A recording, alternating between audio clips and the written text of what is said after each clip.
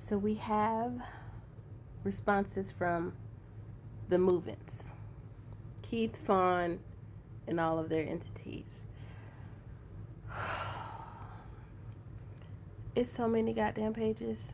I did not even download the exhibits because, girl, who has the time and the money? Like 100 something, 200 something pages? Girl. Anyway,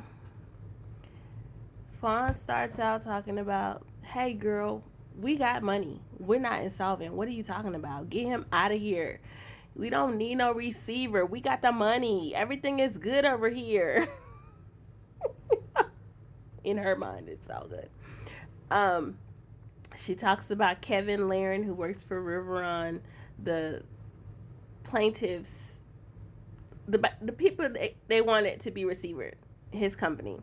I guess he did a cash flow analysis. He also submitted some stuff before the hearing. Anyway, he was there. He testified. And they're going over how his cash flow analysis was wrong. He's not a reliable witness because he don't know what he's talking about. We asked him several questions in 3, 4, 5 different ways, and he answered it different each way. And we don't trust that his analysis is good. Math is math. Like, she said, the receiver, his testimony lacked understanding of the actual financial metrics of the company. He don't know what the fuck he doing over there. He just fucking it up. Get him out of here. She said the receiver is saying, oh, we saved all this money since I've been doing the accounting. She's like, it's not nearly as much as he's saying it is. It's not no $1 million. It's more like 100,000. She said basically the only way he could come up with that number is if he shut down operations altogether. That's the only way that he would come up with that number monthly. Running the business costs way more than what he's talking about, these numbers that he has presented to the court. She's basically saying he gave the court some faulty data, and he's misrepresenting his position in front of the court. She says when talking about the value of the company, the receiver is using a either between 2 to 15 time multiplier to determine the case sales gross revenue. She's saying that it's clear the amount is supposed to be 12 to 24 times. That's what the Keystone restructuring plan is. I don't know what the Keystone restructuring plan is, but she's saying he's using the wrong numbers. The value is way higher than what he's talking about, and he needs to get his numbers together.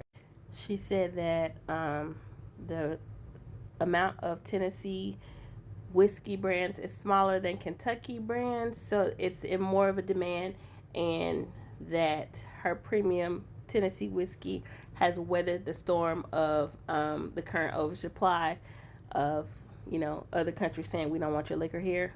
They have weathered that storm, and it's still in high demand. She said the receiver said on the stand that if you used a 12x multiplier, that would make the brand value be over $300 million, which she's arguing makes them solvent for the sake of this lawsuit, because they only owe 108 or 120 depending on who you ask to Farm Credit. She's not even accounting for the other millions of dollars that she owes to other people. So she said the receiver did admit on the stand that him cutting back on marketing and sales during the fourth quarter of 2025 potentially made a impact, because she's saying that is the largest time for sales for the whiskey industry, I guess. And she did also say that in his testimony, he has not asked Farm Credit for any more money for maintaining operations for the company. She then goes on to talk about how the receivership has billed the estate $2.3 million, approximately $96,000 a week, to handle these company operations. And once she gets that off the books and gets rid of the receiver, things can go back to the way they need to be, and she won't have that expense anymore. She then goes on to talk about how there is no evidence of fraud by the current management.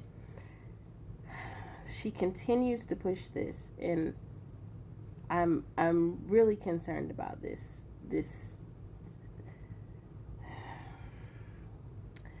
She said that he has found no evidence of the current management of the company has engaged in any fraudulent activity, that other than Farm Credit's unclean hands in this proceedings.